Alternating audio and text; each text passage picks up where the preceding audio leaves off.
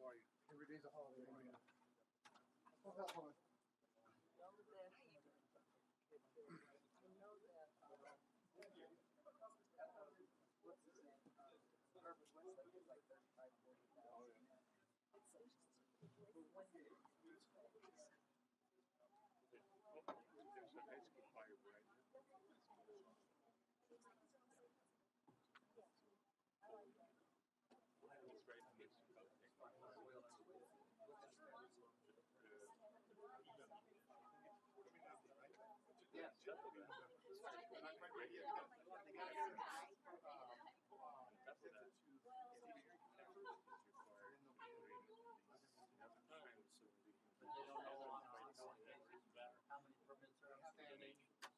What's their 30, 60, 90 years?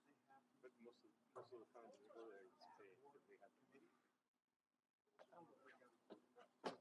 Yeah, when I worked in the school, Oh, yeah. I Well, there you go. No, no. Open-ended. We were trying to be different. and that's what she said. Oh, me too. Me too.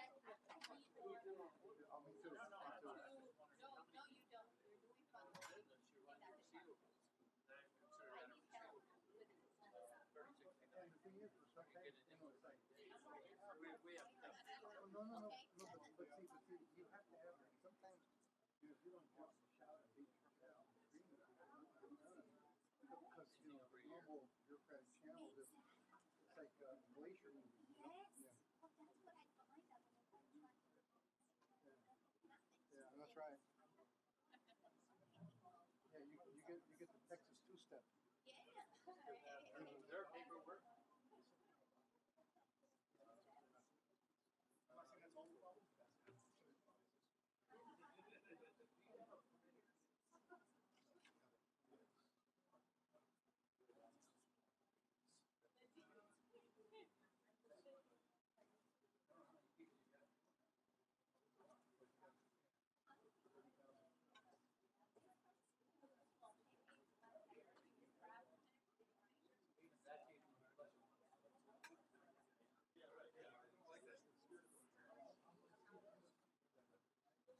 They all have to be permitted to.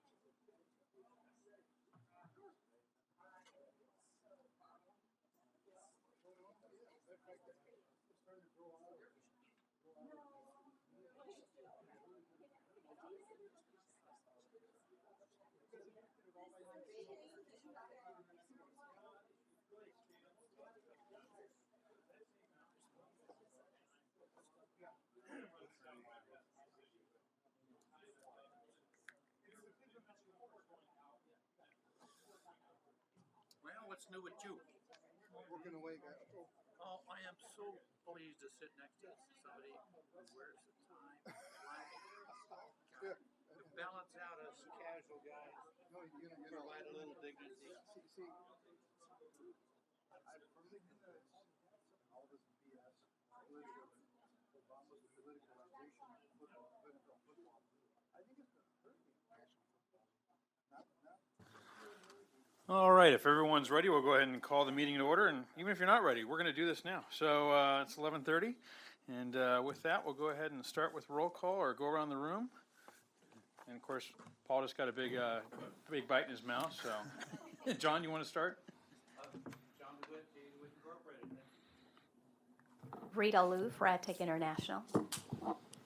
David Rothbart, Los Angeles County Sanitation Districts. Bill Lamar, California Small Business Alliance. Jeff Blake with the Metal Finishers Association and the Small Business Alliance. We'll jump back and get Paul real quick. Good morning, ladies and gentlemen. Paul Avila, Paul Avila and Associates. Nancy Feldman, Council's Office. Derek Alatorre, South Coast. Ben Benoit, AQMD Vice Chair, Board Member. Baby and Wesson, AQMD. Good morning, Eddie Marquez, Altair Paramount. Cynthia Moran, City of Chino Hills.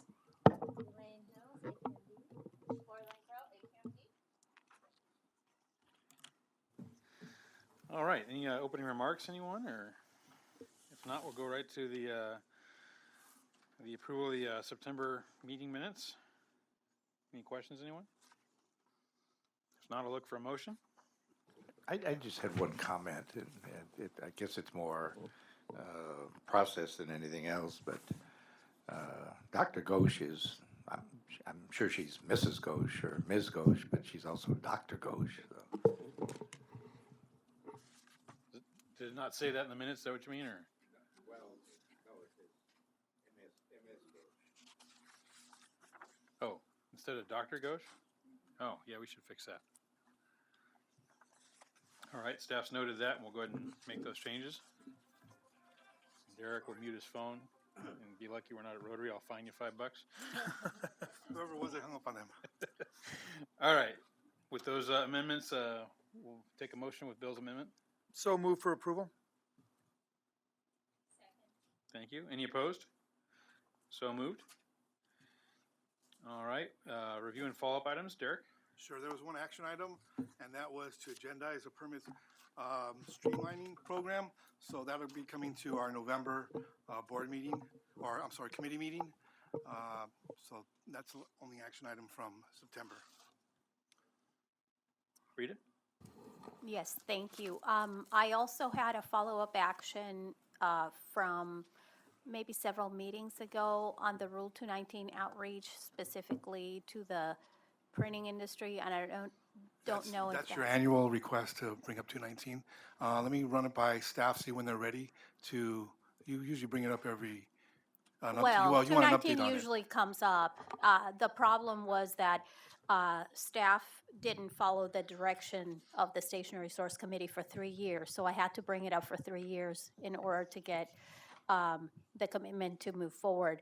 But most recently, it's the May commitment that was made to the board by staff as a result of a request by Jerry Bonetto of the Printing Industry Association, Southern California, to do more outreach on the new rule requirements to his industry specifically, but I think it would be helpful for everybody. Now, I did find the form, because one of the issues was this new low VOC material form. So I found the form on the website, but it was not necessarily that easy to find. So it was just staff's commitment, what they said to the board in May that they would do, that I haven't seen any movement on it. So maybe there is something going on, but we just don't know about it. Lori, just make sure I get that agendized, okay? All right. With that, we'll move on to the first discussion item, the summary of recent amendments to Rule 1401.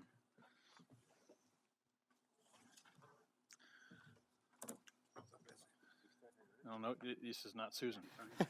Good morning. This is not Susan. Susan's not feeling well today, so I'll be taking her spot. I'm Mike Morris. I'm a program supervisor with our toxics unit, and I'll be talking about our Rule 1401. 1401 is part of our comprehensive toxics air program with the objective of protecting public health. Our toxics air program has source-specific rules that are targeted towards individual pieces of equipment or operations. It also has a program, AB 2588, which looks at existing facilities and their emissions. And then finally, we have a permitting aspect of our toxics program, which 1401 is the gatekeeper rule of that. So a little background about what happened with 1401 to give some context of some of my future slides. With the California Office of Environmental Health Hazard Assessment, or OEHA, develops the guidelines for our risk assessments as well as the risk factors. And by law, we're required to use them for AB 2588. We also use them for our rural development programs. Back in 1999, OHIA was asked to look more closely at the impacts of toxics on children. And in 2015, they came out with a revised guideline incorporating many changes to their guidelines, looking at studies that have been done on children, how they breathe, how much time they spend at home, and incorporating that information into their guidelines, making a marked change in some of the risks that are calculated using these guidelines. So even though a facility doesn't have any change in their emissions because the guidelines were modified, the same type of operation now would have a 2 or 3 times higher risk if there were no multi-pathway pollutants, and maybe as high as 6 or greater times risk if they had multi-pollutant pathway pollutants. In these cases, the facilities haven't really done anything different, and yet we calculate the risk differently. Yes, there's a question? Mike, let me ask you a question. On the OEHAA, is there regulations set in concrete? For example, when it comes down and you interpret it, you have to go right by their guidelines? There's no... So as far as the Wiggle guidelines room, themselves, yes, there isn't a lot of wiggle room with respect to how the guidelines are determined. Like I mentioned, state law does require that we use that for our AB 2588 program. However, each district is allowed to develop their own risk policies, and some agencies will decide to use like say 10 in a million or 25 in a million, like the AQMD, like our agency does. Other organizations or air agencies will decide to use other decision points. Usually their board will make that determination as far as where they go. But as far as how you calculate it, yes, we're all required to use the OHIA guidelines.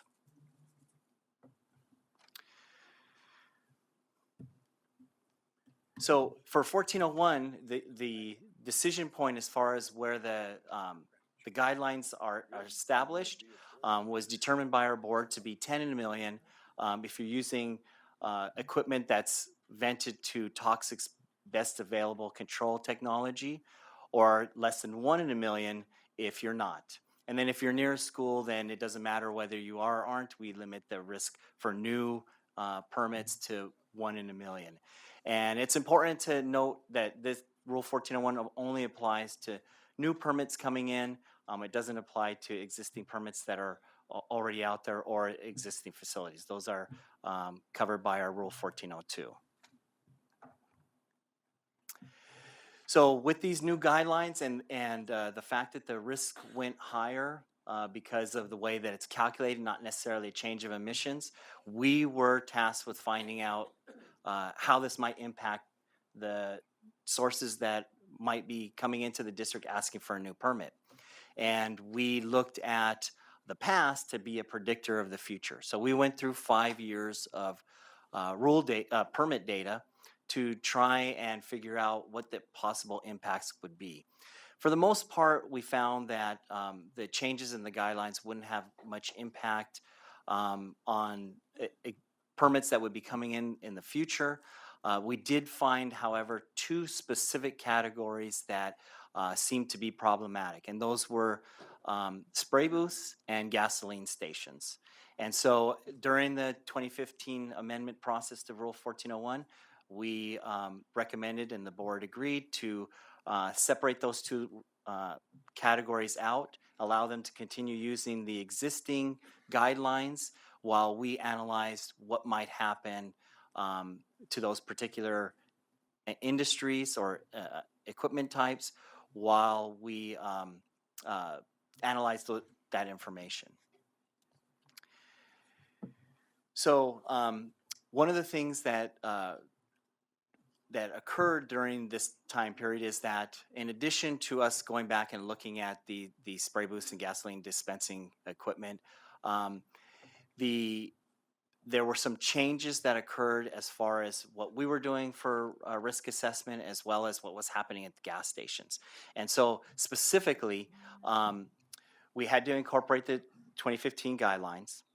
We also looked at the emission factors that were being utilized for gasoline stations, as well as the speciation profiles of the gasoline itself. And then we added in a bunch of new meteorological stations throughout the basin and needed to incorporate that into our guidelines as well. So we wanted to do all of those things while looking at the gas stations and spray booths and see what the impacts would be on those two particular industries. Additionally, we were also updating the list of air toxic contaminants that are subject to Rule 1401. So when we looked at the spray booths, what we did was we went back over a 5-year period, and we get about 1,400 permits over that 5-year period. So we looked at a subset of them that would give us a confidence level of 95% with an error level of plus or minus 5%, which ends up being about just over 300 permits. And looked at all those permits to see what would happen to those permits if we, in fact, had utilized the new OEA guidelines on those permits. So we looked at the past using the new guideline system to see what might happen. Mike? Yes, sorry. I've asked this question a number of times, and I've received, I think, the same answer, but I'm going to ask it one more. Your images on your slide caused me to do that again, but I just want to get clarification. Previous slide? Well, yeah, previous 3 slides, but anyway. Okay. You've got images of cars in automotive spray booths. Mm-hmm. And I'm assuming that you're talking about other than spray booths, other than for the auto body industry. Because since the board just recently approved 1147, and that's the vast, if not all of the spray booths in there. So am I correct in that? Well, yes, it does apply to all spray booths. We did notice that. What does apply? This 1401? Discussion about 1401 does apply to all spray booths, not just automotive spray booths. So it does include automotive spray booths. And the reason why we use the pictures is, one, we have a lot of experience with them, and they also tend to be the most common of the spray booth permits that we get. Okay, so what sort of toxic materials would your average auto body shop be applying? That's a great question, and I will get to it on this slide. Okay. Okay, so so we look back at all these spray booth permits, and for the most part, more than 85% aren't using any toxics, but about 12 to 13% are. At least that's what's listed on their material safety data sheets or their safety data sheets. And what we find is that ethylbenzene is a contaminant in mineral spirit type formulations or solvent-based coatings. And say for an automotive spray booth, you'll have a very small trace quantity of this ethylbenzene in the coating. And the manufacturers will say, they'll give a range for it, and they'll say 0.1% to 5%. And we calculate the risk based on that. When we always use the upper bound when they provide us a range, and that made a lot of the spray booths appear to be creating some type of toxic issue.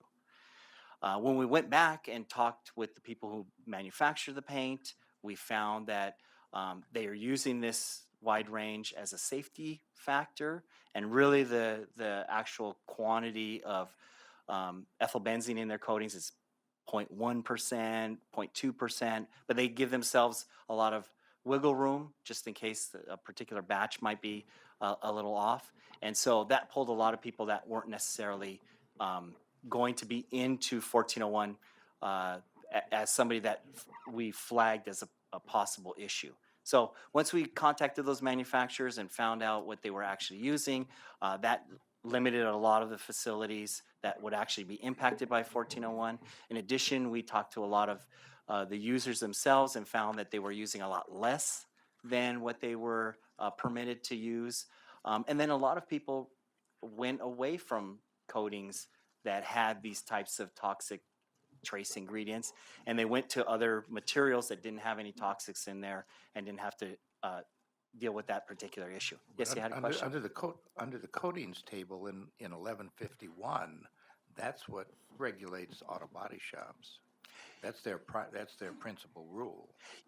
Yes, so I'm not, and I don't recall seeing this in 1151. That's what. So in 1151, it regulates VOC content and a few other the type of spray equipment they use and a few other cleaning application issues. But it doesn't say what types of chemicals they can use or not use in the rule, at least as far as something like ethylbenzene. And so that's why they end up being pulled into 1401, at least for an evaluation.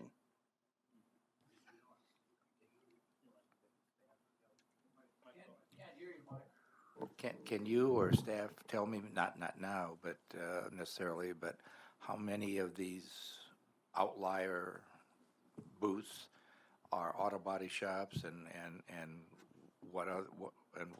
how many are in other industries?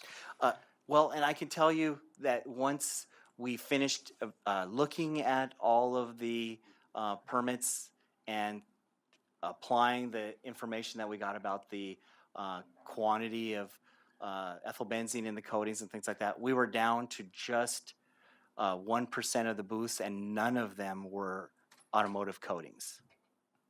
No. It was the ones that we found had a problem were in fact from people who are using hexavalent chrome containing coatings to spray as an aerospace primer. Because there's our other member right here, Jeff, with our hex guy. But the furniture industry too. Many of those use spray booths too. So yes, and so all of the people that were using these just general solvent-based coatings, we didn't find any issues with them in the end after we did our further analysis. That's what that first look at it, kind of the concern that you brought up, is what caused us to wait in 2015. But then once we did the further analysis, we felt comfortable moving forward. As far as that 1% of facilities that uses the hexavalent chrome coating, basically they already had a control device on their equipment. And what we found was that they had to go from the high efficiency particle air filters to an ultra low particle air filter. There's an increase in cost because they have to have a larger blower and they use more electricity. But that's really the only impact that we would see from the spray booth field, the spray booth revisions that we looked at. Yes. Mike, I'm not an expert on paint, okay? So I'll have to rely on your comments.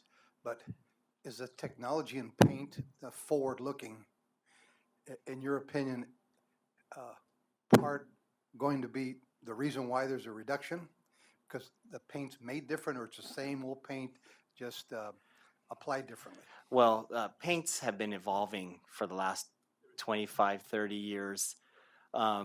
Greatly, a lot of people are formulating away from VOCs, they're formulating away from toxics.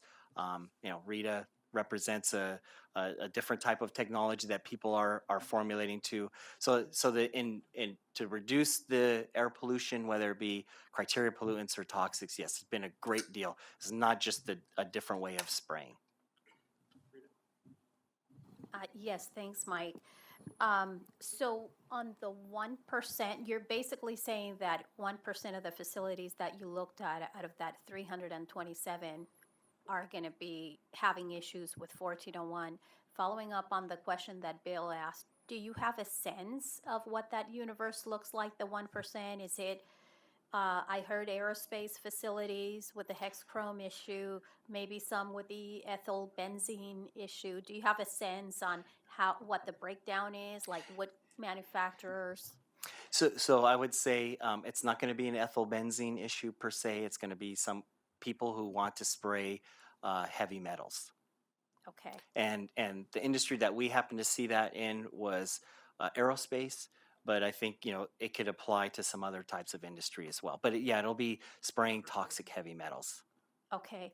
And then my other question is relating back to comments that were made at the last board meeting, where board members were asking about incorporating some kind of mechanism, maybe not in the rule per se, but just to inform people about alternatives to those materials. Is there any thought in this rule about doing that kind of outreach, or just basic provision of information, like here's all the, technologies that you can use? I mean, you don't have to limit it to just one, but for people to know that there's an alternative to maybe the T-back controls. Well, 1401 is a difficult place to do that because it doesn't cover just coatings. It's a very wide-ranging rule, basically all of the permits that we have. I think on a rule-by-rule basis that has been looked at. As you mentioned, they did talk about that for our adhesives and sealants rule. We do that for our architectural coatings rule. For our solvents, we have a process like that. It's not universal, but I think it is something that we certainly can consider. Okay. So moving on to gasoline facilities, we did the same type of investigation for that, where we looked at previous permits over the past 5 years. Like I mentioned earlier, we did have to incorporate some additional information about the gasoline dispensing emission factors and the speciation profiles. And one of the things that came up during the rule development process was a disagreement over the refueling emission factor. And just to touch on that very briefly, we did decide there was a disagreement between ourselves and our stakeholders. We asked CARB to provide us input, and ultimately we decided to keep the refueling factor the same as we've had before and agree that we'll come back at a later date and update our guidelines to reflect any changes in that refueling factor once the stakeholders, the Air Resources Board, and we had a chance to discuss them further. Yes, Bill. At one of the meetings, I don't remember which, I think it was probably a Stationary Source Committee meeting, I think the estimate from CARB was that it would take till the end of the year, working with your staff to assess the difference and what that emissions factor is between the two agencies. And then is that changed, or are we still looking at end of the year? I think end of the year is even at the time that was suggested by the Air Resources Board, perhaps an optimistic window. Hopefully we'll have something soon. It could be earlier than that, but there are studies that have to be completed by other people, and then it's a public process where we're going to get together and decide what the right emission factor should be. Oh yes, I'm sorry. Looking at the industry on the service station side, we went from theoretical 95% recapture at the retail into the automobile to a 98%, which per site was very expensive. How do you measure that? Are you putting a tent over something and actually measuring it, or are you guessing? So one of the things that you mentioned about putting the tent over it and trying to figure out, it's not a guess. There have been studies done with looking at different aspects of the emission recovery system, either the tank, the storage tank itself, or the actual fueling process. And there's been new data that has come out regarding the onboard emission recovery system, the ORVR, that is looking at how effective that equipment is as well. And the disagreement is really about if you put the two systems together, how well does that work? There's been a recent study done that was provided at least some basic information at our last working group for 1401. And basically the information hasn't yet been peer reviewed or provided to the public so that people can make a determination as to whether or not that emission factor is correct. Just to follow up, does that mean they did put a tin over a site and They, measure it, or they did a computer model? they're not doing a computer model. What they're doing is they're looking at the specific aspects of the testing, the different parts of the emission control system, and reviewing it that way, as opposed to reviewing it as a whole. So one of the examples they did was a system that was only ORVR equipped vehicles, but no secondary control for the storage tank. And so they measured it that way. Of course, they've done it the other way because that's some of the older processes. But in this combined process, recently they've done testing at an exhaust for both the storage tank and the vehicle itself at the same time. Okay, okay. Thank you. So we basically looked at several hundred facilities, went back and looked at the permit applications for new and modified gasoline stations. For the modified equipment, we looked at a subset again to get a significant sample. And so we looked at about 300 of them. Over the 300 that we examined, we didn't see any impact by the revised guidelines. For the new gas stations, we did see an impact. We're expecting one new gasoline station a year to have to do enhanced risk assessment. That means instead of using our screening factors to determine their throughput that they'll be allowed, they'll actually have to do a tier 4 analysis to determine how much throughput they could be allowed. All the other new gas stations and modified gas stations, the amount that they had requested in the past, they would have been allowed to use that if they had been subject to the revised guidelines. Yes. Enlighten me. The old gas stations would be, a tank and a couple of pumps, and used to be a little old house, and that's where you pay the bill. Now, the new gas station would be let's say, a complete not a shopping center, but a convenience store, for lack of better terms, where you have all groceries and coffee and all that, but you still have the pumps there, correct? Yes, you still have the pumps there. That's what we're calling a gas station. Then the extraneous things and where they're at, we really don't get involved with, other than to look at where the receptors are. Okay, so the next question would be, let's say it was a convenience store, but let's say then the guy decided, okay, I'm gonna put some pumps in there and sell gasoline. So is that a new gas station? Let's say it was done within 10 years, okay? Not like the old ones. Yeah, if they're adding in new pumps, then yes, it's a new source. Thank you. Yes. You mentioned limiting the amount of throughput. If you have the best available control technology at the top of the line all the way through, what does limiting the throughput do for you? So basically, even with the top of the line equipment, which basically this, the new systems that are going in they still emit a little bit of gasoline vapors, which have benzene and other toxic materials in there. And so we look at that emission and we determine what the risk is to the nearest workers and residential receptors around there. And that limits how much throughput they can have.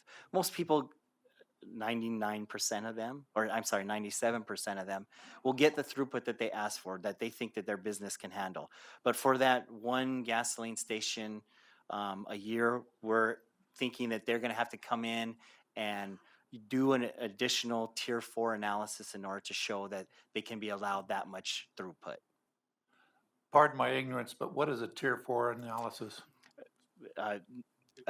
Very good question. So when we do this risk analysis, we have a screening table, And if they come below that number, then we say, okay, you can you can have that throughput. But if they are above that number, they actually have to do a computer analysis where they input the geography, the meteorological conditions, the nearest receptors, and calculate what the risk is to the nearest receptor, whether it be a worker or a resident. And so it's just basically a model that we use to determine the risk for these nearby places. Do you have somebody who can educate this dummy a little closer to what that reality means? We certainly have people that can discuss our models in much more detail. And Okay, would you give me a card for that? Thank you. sure. Or why don't we just make an action item that we talk to Mike and get a phone number and then just have them call the member, okay? In your studies, or the studies that AQMD does, is there much of a say a deviation between the gas stations that haven't taken out the old tanks and the ones that put in the new tanks? Does that factor into your study? As far as the old tanks versus the new tanks, all of the gasoline dispensing facilities have new tanks now. They aren't allowed to operate if they have the old tanks. What was the So do you know anybody, Paul, that's operating that way? no, sometimes depends on these places that I go, but my question would be, what was the life expectancy of those old tanks and the life expectancy of the new tanks? I mean, I don't know exactly the number of years. We did find, though, that in the older tanks, a lot of them were leaking at least a little bit. And as far as the lifespan of these new tanks, I don't know. Oh, well, that's not a good sign.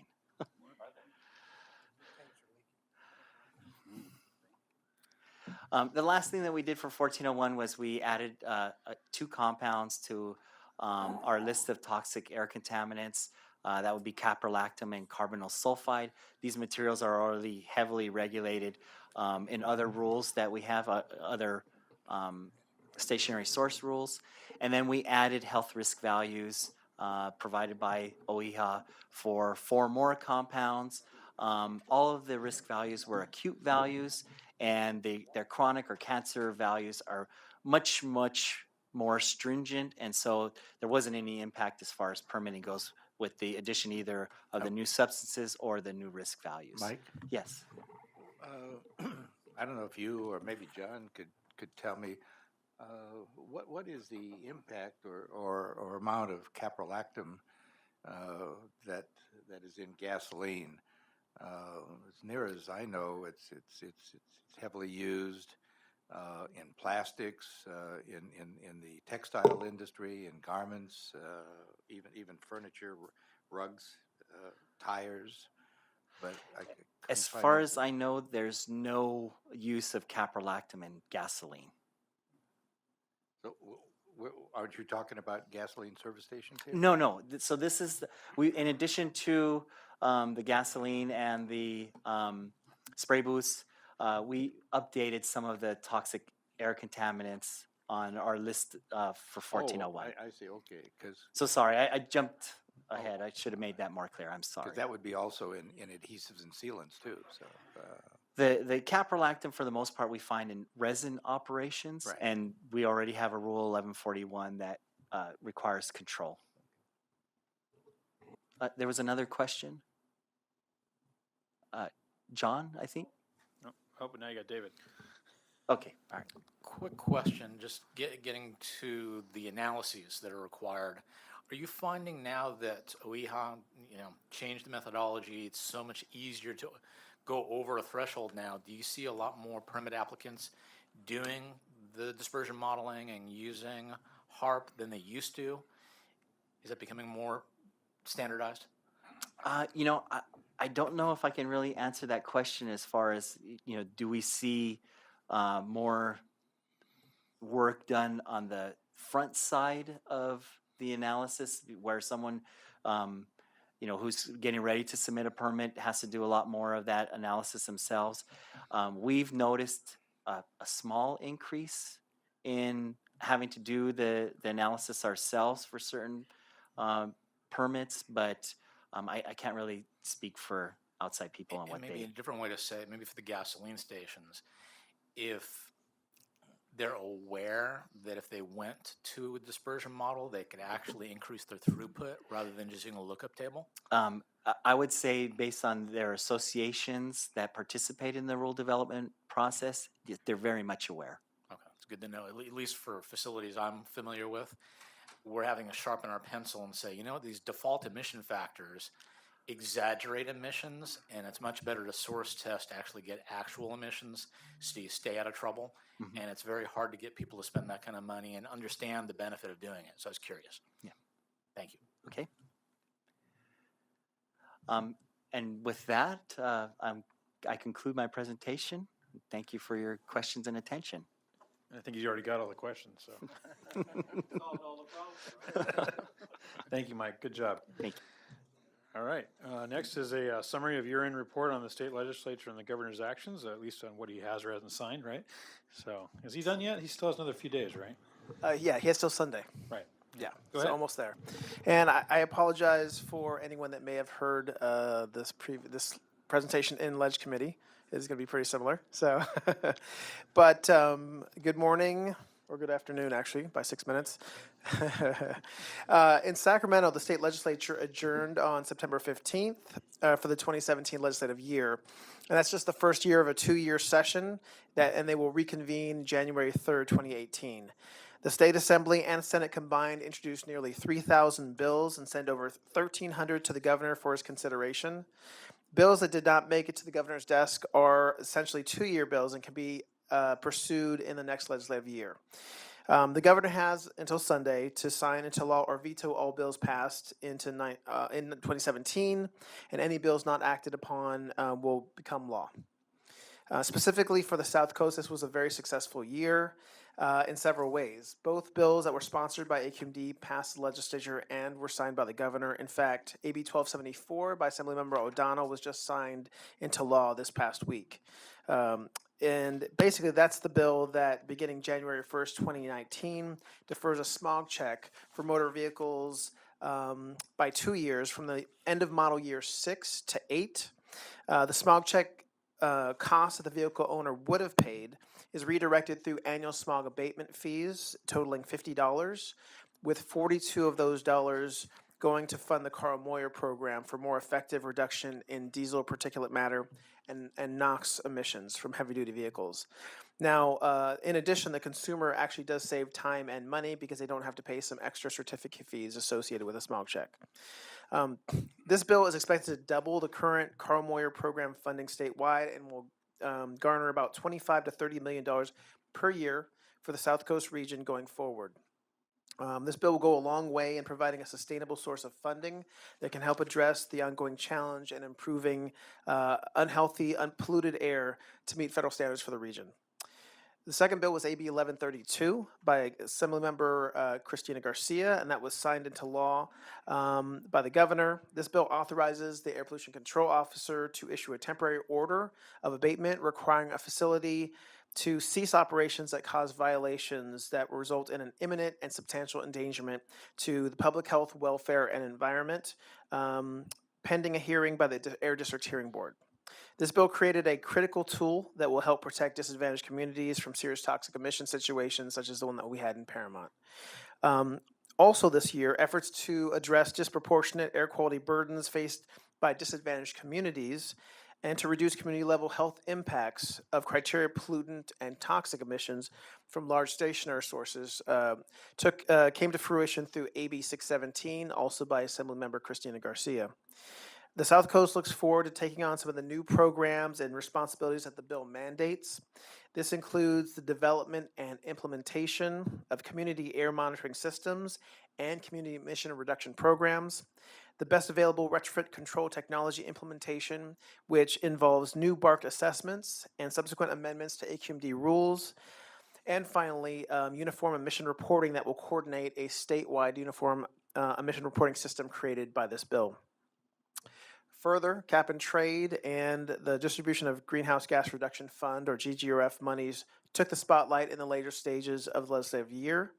The cap and trade program and its 2020 sunset was extended to 2030 by AB 398 by Assemblymember Eduardo Garcia, and will be implemented to meet greenhouse gas reduction targets to go below 40% or 40% below 1990 levels by 2030. This has already begun to reaffirm the cap and trade auction process and ensure future GGRF funding will be generated in the coming years. For example, CARB's August auction generated $935 million for the state. In the end, through two budget trailer bills, AB 109 and AB 134, $1.5 billion in GGRF monies was allocated based on an agreement between the governor and legislative leadership. From AB 109, AQMD will receive a portion of $27 million made available statewide to local air districts to help with initial implementation of the new duties and responsibilities mandated by AB 617. Yes. I'd like to see, not today obviously, or maybe by the end of the year, somebody come in from cap and trade, or let's say, if you can interpret it what it was, and do cap and trade 101 as far as, you know, the inception of the program, where it is, where it was, is, and where you anticipate it going. Not today, obviously, but sometime down the road. Yeah, no problem. We'll make sure we agendize it. Not sure when we're going to be able to do it. We only have 2 meetings left. December is our offsite meeting, so it may be sometime next year.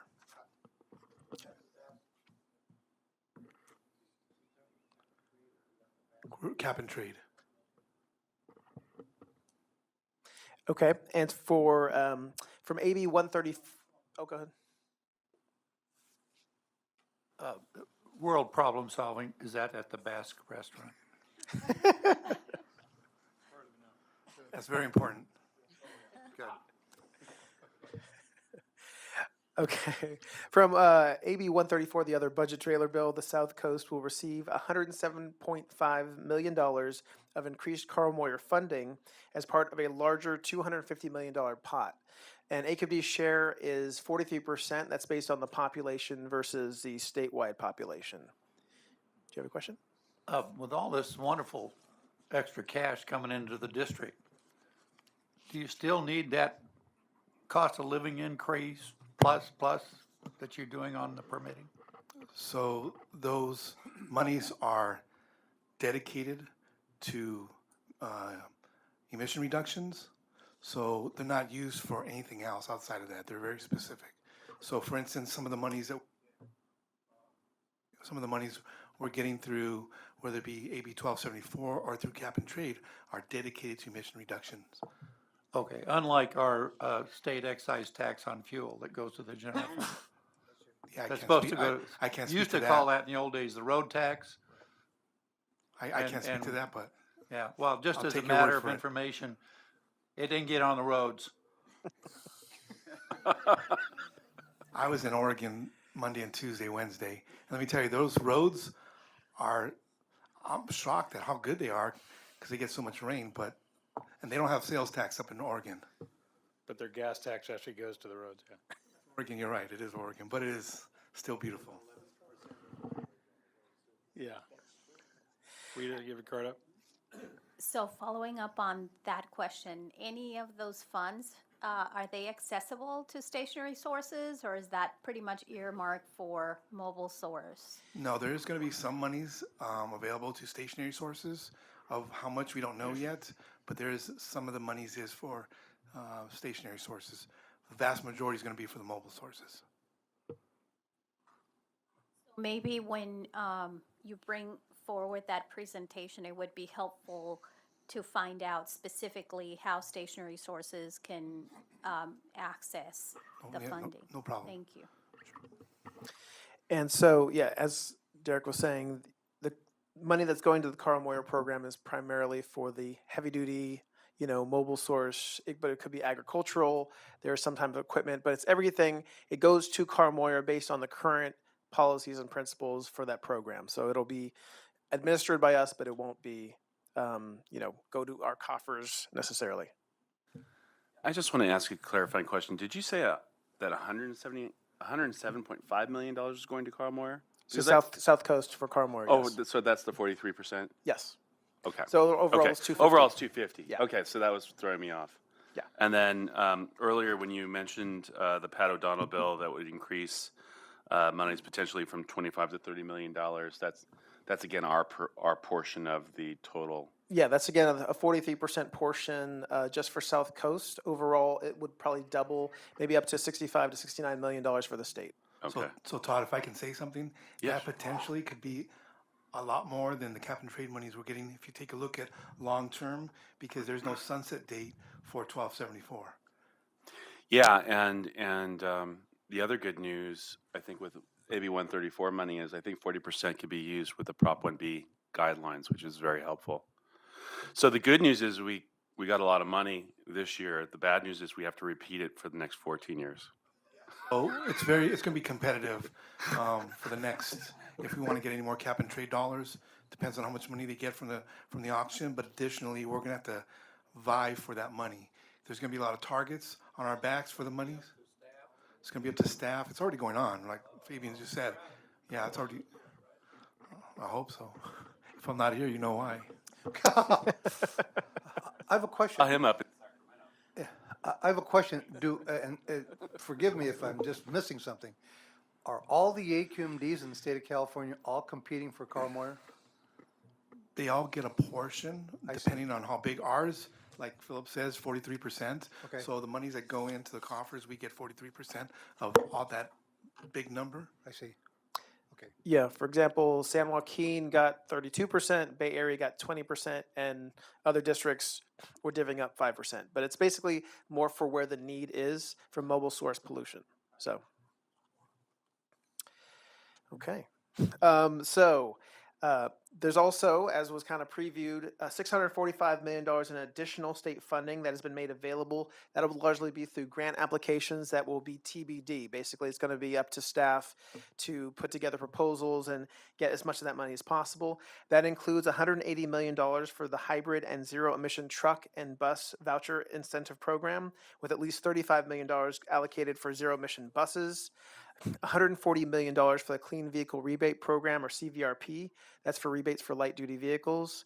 $140 million for equipment and improvements at ports, including projects for ships at berth. $100 million for the Enhanced Fleet Modernization Program, or EFMP. And $85 million for reducing agricultural emissions through ag equipment, heavy-duty truck, and tractor replacement. So Philip, just let me clarify this. CVRP is the California Vehicle Rebate Project. Program, or project, and that is open to everybody. The EFMP is based on low income. So, like for instance, if you know somebody low income, and it depends on what type of car they have and what they're going to get. If they get electric, they can get up to $9,500 from EFMP. And they also have to be in a. You're right. They can be out of it. Yeah, they get less money, right? Now, is that cash for Clonkers? It just died? So It's called Replace Your Ride, It's right? called Replace Your Oh, Ride. they just changed the name. Okay, got it. Would it be okay to get a printout of your report, please? Yeah, well, we do, I think, minutes for the committee, so we can have more detail, that we can have this detail in the minutes. In the minutes? It'll be in the minutes, yes. And those will be out when? It'll be available next meeting, so the minutes will be voted on next meeting. You need something sooner than that, John? Well, hopefully, I'd like to get it in. I'm on a couple other groups, and I'd like to get some of that to them groups so we can get it So I'll tell disseminated. you what, why don't I have just Philip give a brief summary of all these programs and send it over to you. How's that? Okay? Yeah, I'll provide it. Thank you. So I just gave Philip an extra task. That's what I'm supposed to do. Don't mind. And we can, I think other folks are interested, so maybe we can just send it out to the committee. So we'll just send it out to the entire group. How's Yeah. that? Okay, well, yeah, Lori will send it out. Question for you pertaining to, it's sort of parallel to 617, that you're successful in getting money for that program. Is sort of proposed an unfunded mandate, and you're successful getting money for that program. Mm-hmm. As a bigger issue, how's it going on the AQMP? It's a big pot to fill. Is there any progress on getting funds to fulfill the needs we have in that program? Well, all this money that we're talking about is for the AQMP. Those are the mobile source needs, that $1 billion a year. You know, AB 617 was the monitoring in the neighborhood. That was a additional thing that required additional money. But all this Carl Moyer money, all these other pots that we're looking to apply for will feed into fulfilling the needs of the AQMP. David, if I could just Go ahead. summarize this. So essentially, we got $107.5 million through 617. That's guaranteed as long as we continue the funding every year. But potentially, we have next year another pot of money of, we could potentially get between $200 and $300 million total. These are grants that are from different categories that 617 funded. So potentially, you know, next year we can have $200 to $300 million. But the estimate, as I recall, is $1 billion. $1 billion, but this is just a start. But at least there's Right. progress. I mean, But it's I'd much rather have that than only have 107 million. Well, absolutely. Anything helps. Yeah. It's just more of the perspective of we have a very challenging AQMP to fulfill. Sure. And a lot of it was based on incentive funding, You're right. which is $1 billion per year for 14 years or so. That's a lot of money. And if it seems like we're coming up short every year, what does that mean to the ability to actually fulfill the commitment for the AQMP? Sure, and totally understand the question.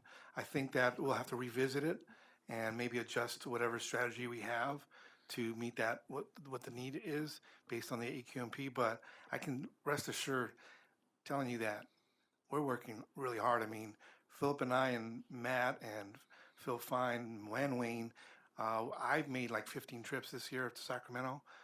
We're constantly on the phone with our consultants.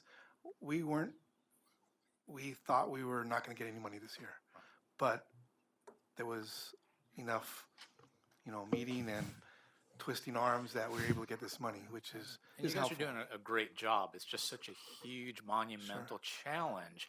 I sort of get at where's the rubber hit the road here as far as if we can't get the incentives necessary to get to attainment, what's the end game if you can't get there?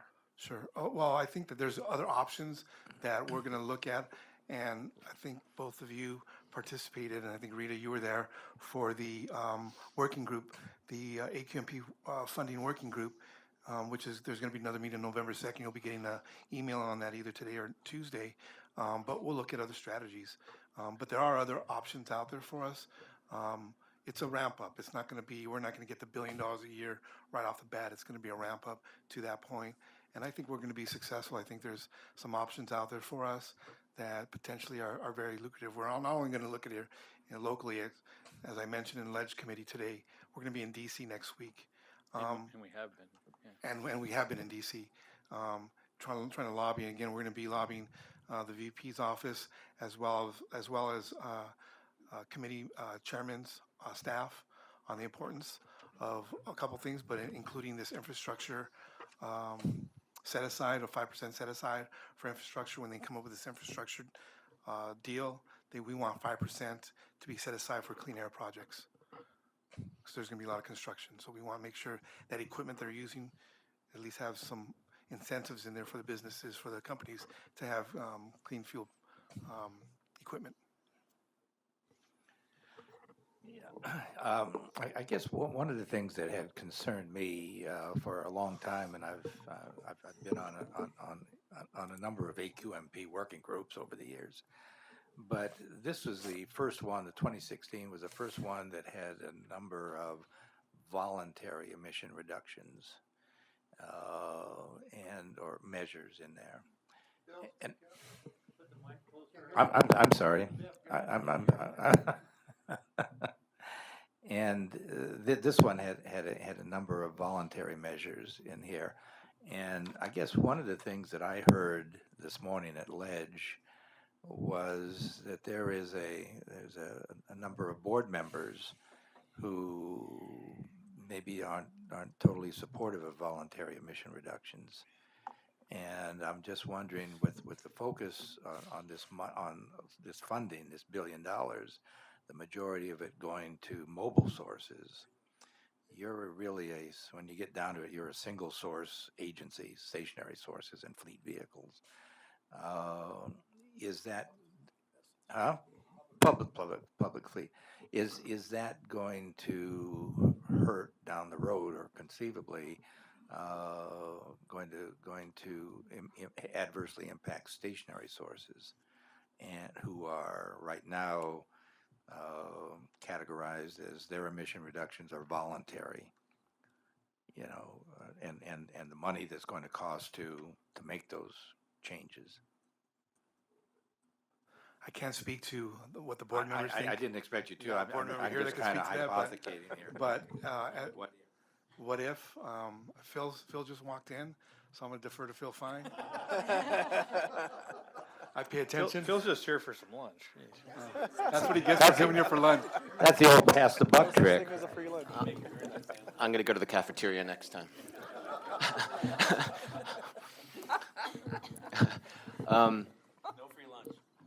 So I did hear the question. I think the concern is if we can't get, I don't see it as more the voluntary, non-voluntary. I think the concern is if we can't get the funding needed to incentivize the change we need to get to attainment, will the burden fall on the stationary sources? Is that summarizing the concern? Is there going to be sufficient funding to meet the needs, the financial needs, compliance needs of stationary sources that are, you know, have a responsibility under the 2016 AQMP? Well, we remember when we pass rules and require stationary sources to comply, there are some select cases where we will provide some financial incentives, such as the dry cleaners. We had that fund for that. But in general, we don't provide incentive funding to just comply with existing rules and regulations. We provide incentive funding to go above and beyond or to accelerate emission reductions. So there are select cases where there's an affordability issue that we will allocate some funding, but it won't be the bulk of what we're talking about here. The bulk of what we're talking about is accelerating above and beyond the rules and regulations that could be deemed feasible otherwise. So some of that some of those kind of voluntary or incentive measures can be applied to stationary sources, but they're not looking to be applied there just to pay for compliance. They're looking to be applied to go above and beyond compliance or to accelerate compliance.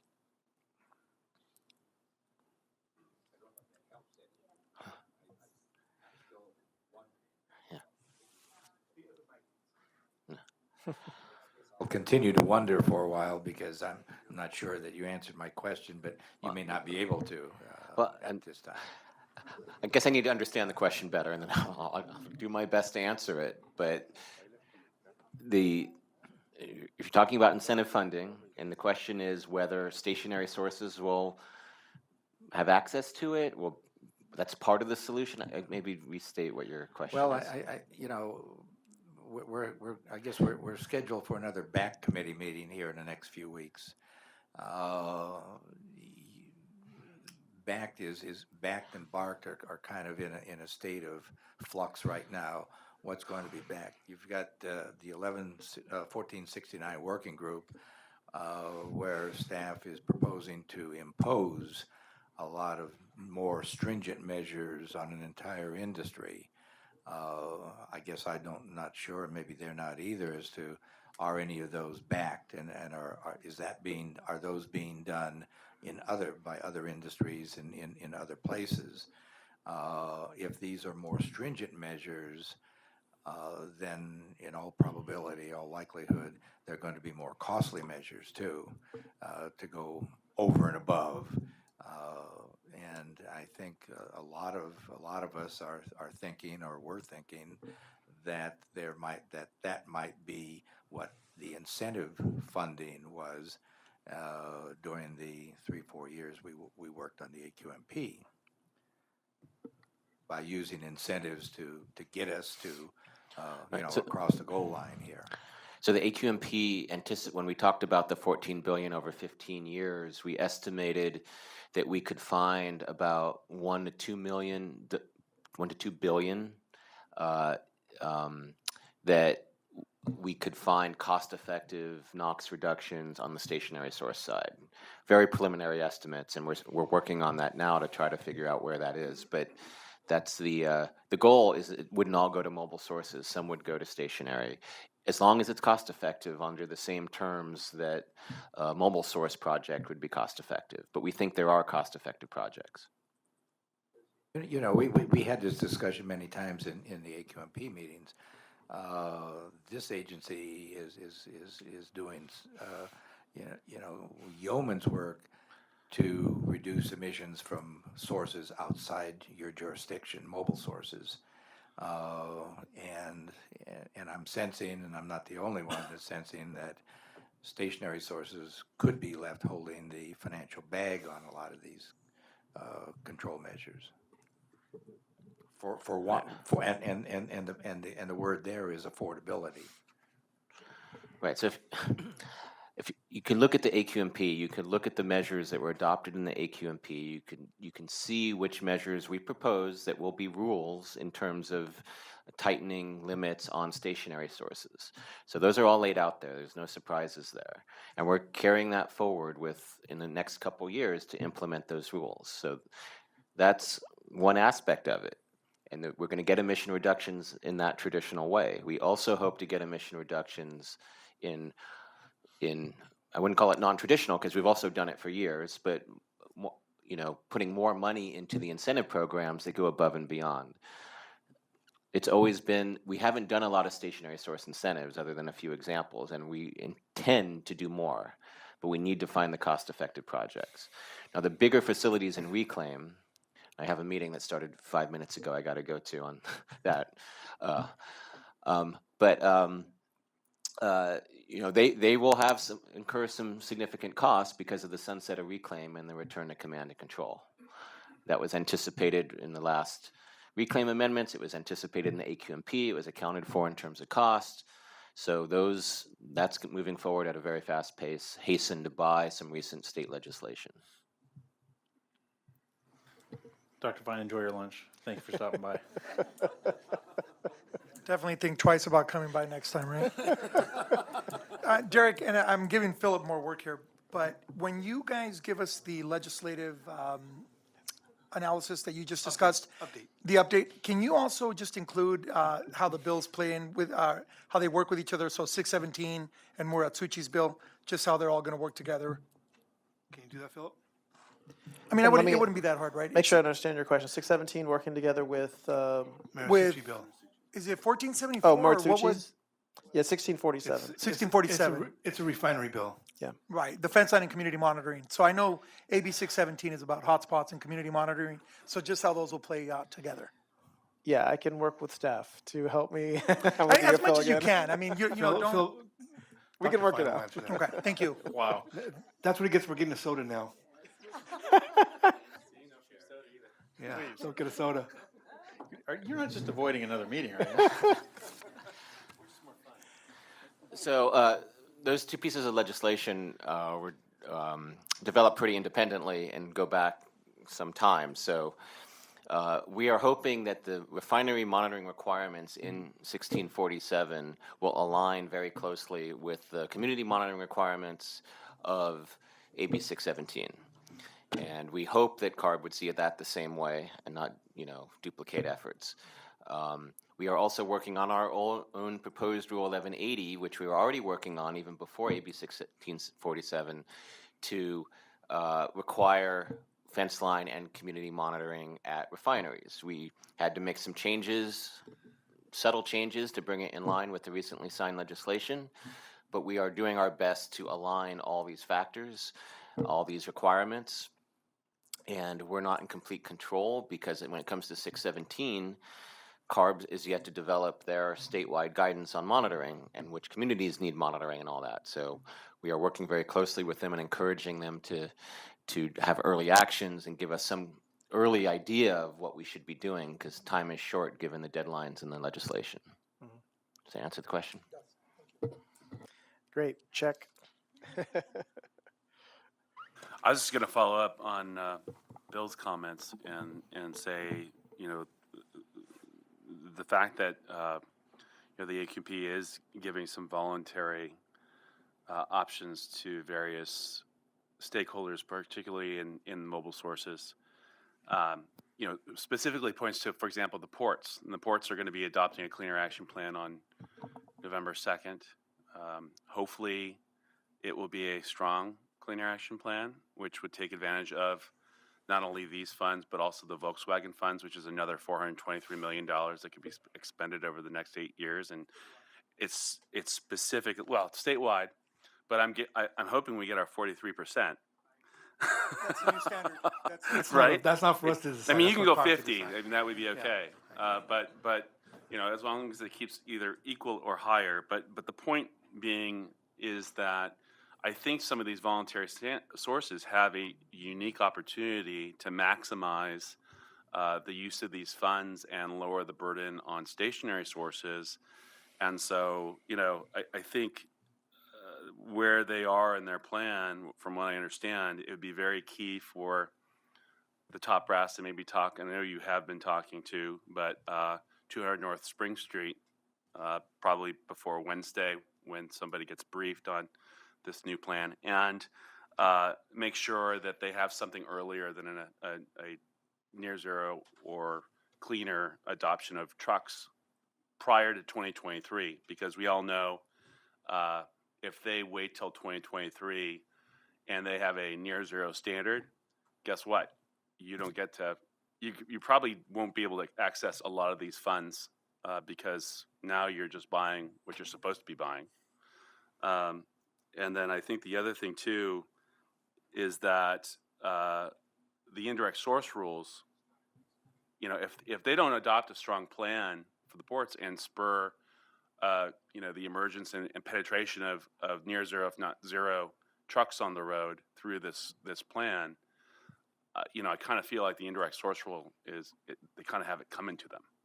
And I think with an indirect source rule, you're no longer eligible for certain funding. I don't think you're eligible for Carl Moyer or you're eligible for other things. So any ability to communicate that to the powers to be, the commissions, as well as the mayors, I think is going to be really important in the next week.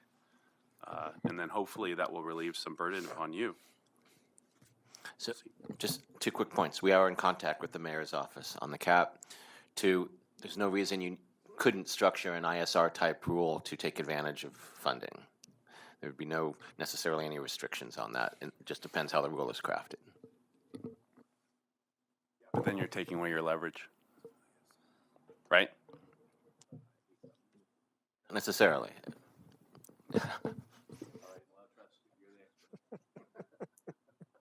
Rita, you have your card up? Yes, I wanted to follow up on the point Bill was making.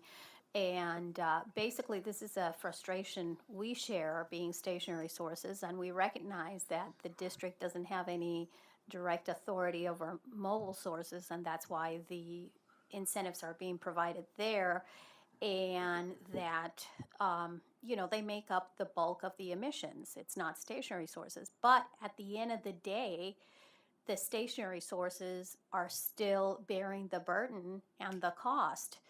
To put it simply, we see the sticks, not the carrots. We're not seeing any of the carrots. I mean, our industry has gone above and beyond the emission requirements in the rule. And what we see is more regulation. We don't see the incentive side of things. One of the things I was going to ask during the other business portion, but since we were talking about AQMP, I think it's appropriate to do so here, is for staff to come back and at least update us on whatever happened to all the wonderful recommendations that were put in place as part of the white paper, AQMP white paper policymaking that we all participated in. Because I recall the facility modernization white paper, for example, had a lot of incentives, and incentives that wouldn't necessarily cost money to the district, but just policy modifications that were included in those white papers. And I don't know how we monitor success in the industry. We look at proposals and what happened to the proposal after it was proposed, and we're results oriented. I haven't seen any of the results from that activity. So I'm curious to find out how is the district implementing all the recommendations that were made as part of those AQMP white paper process. So it depends on which white paper. If you're talking about the VOC white paper, I think you saw us approach 1113 very differently. I think you saw us approach 1168 very differently in terms of the original VOC reductions we were going for and what actually came before the Dr. board. Fine, I don't mean to interrupt. sorry.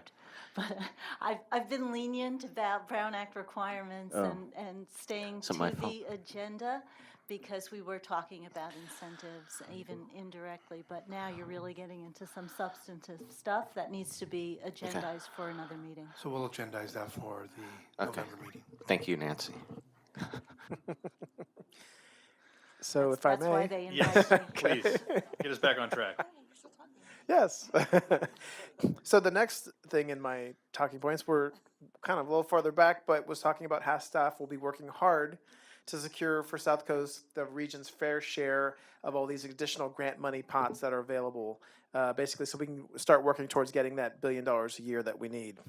And just since this is a full summary of the year, you may recall that earlier in the year there was the transportation infrastructure package that became law through SB 1 by Senator Bell, which will generate $52 billion over the next 10 years for statewide transportation needs. Now, a more important companion bill, SB 132, also included $50 million for zero and near zero emission warehouse program that'll be administered by CARB. I'll just highlight a few extra position bills or bills of interest that were also signed by the governor that are affect AQMD's interests. There was AB 615 by Assemblyman Jim Cooper that extends the income caps for CVRP. So CVRP is not open to everyone. If you make a certain income, you're not eligible for it. So they did make some limitations on that. But that will be continued, I think, through the end of 2018. Also, AB 739 by Assemblymember Ed Chow requires at least 15% of specified heavy-duty vehicles newly purchased by the state agencies to be zero emission in 2025 and at least 30% by 2030. There's AB 1073 by Assemblyman Eduardo Garcia that extends the requirement for funding of early deployment of clean heavy-duty trucks as part of the California's Clean Truck, Bus, and Off-Road Vehicle Program.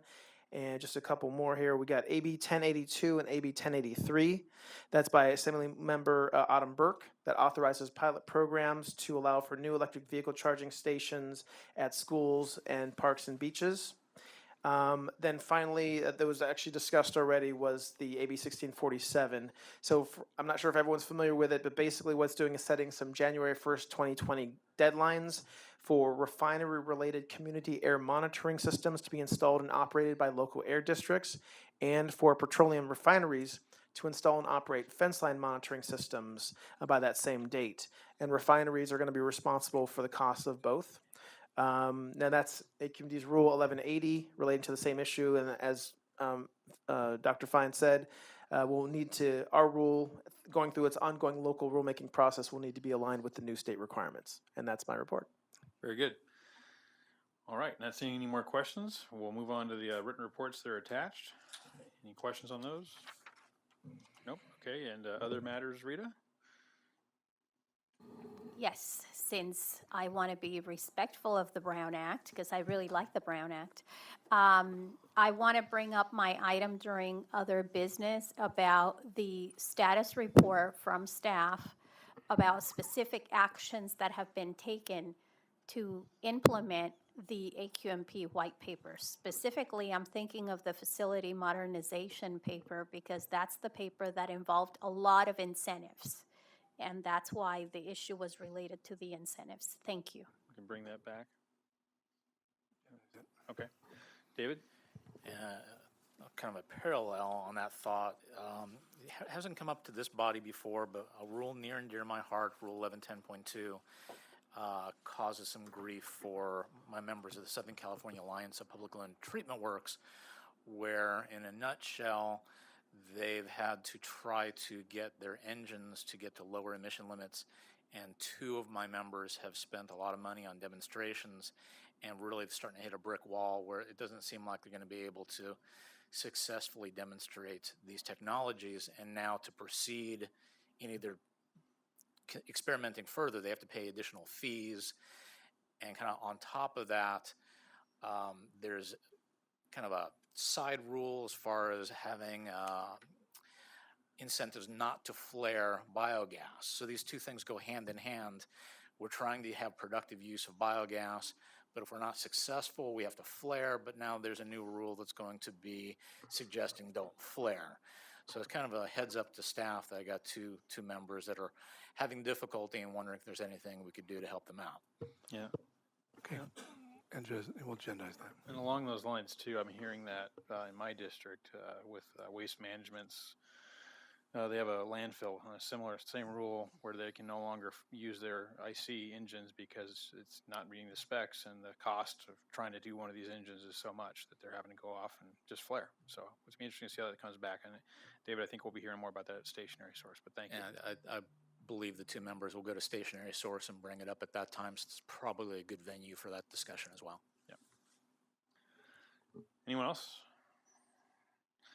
All right, with that, any public comment? Not seeing anyone jump up. So would someone please tell Dr. Fine that next month we'll be meeting November 9th, which... For him, Friday. For him, Friday the 10th, but for us... No. He might want to be here for lunch. We will be one day early next month because we have Veterans Day. So make sure you're here on the 9th and not the 10th. And it's Thursday the 9th. All right. With that, we'll adjourn. Thank you, everyone.